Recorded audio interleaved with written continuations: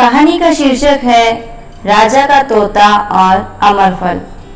बहुत समय पहले की बात है। एक राजा था और उसके 3 बेटे थे।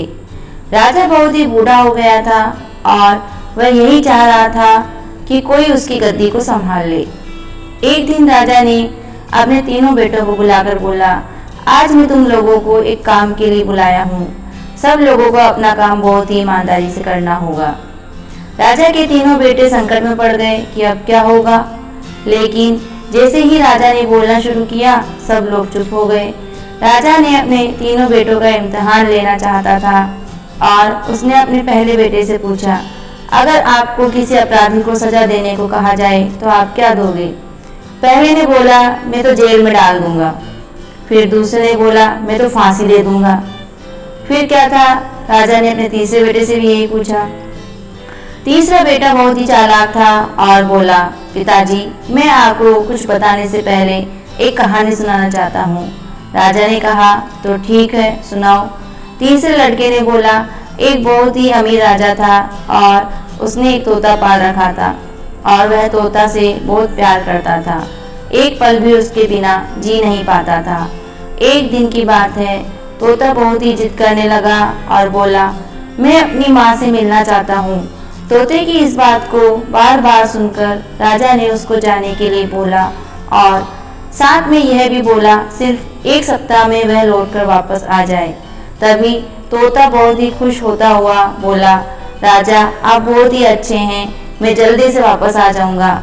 तोता अपनी माँ के पास पहुँच गया और बोला, माँ राजा जी बहुत ही अच्छे हैं, मैं उनका यह एहसान कभी भी नहीं भूलूंगा।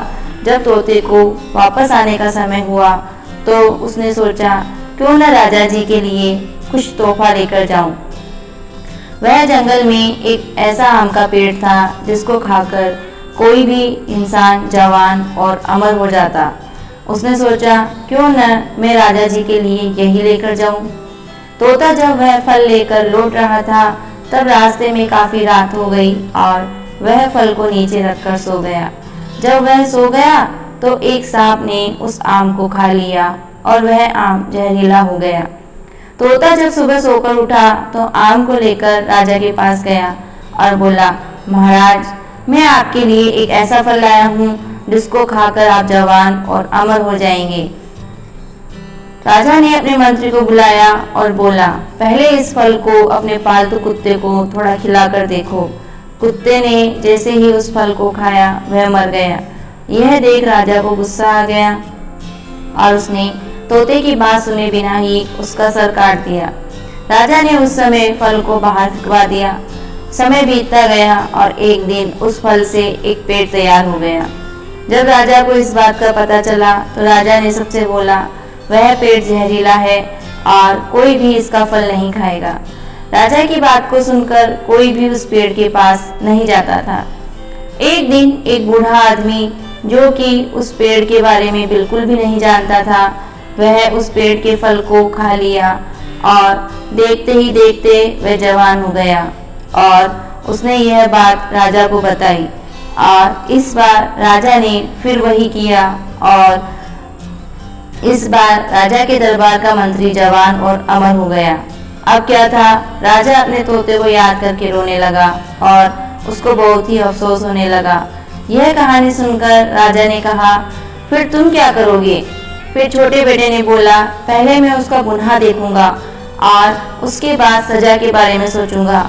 अपने बेटे के इस बात को सुनकर राजा ने उसको बहुत ही अपने राज्य का राजा बना दिया।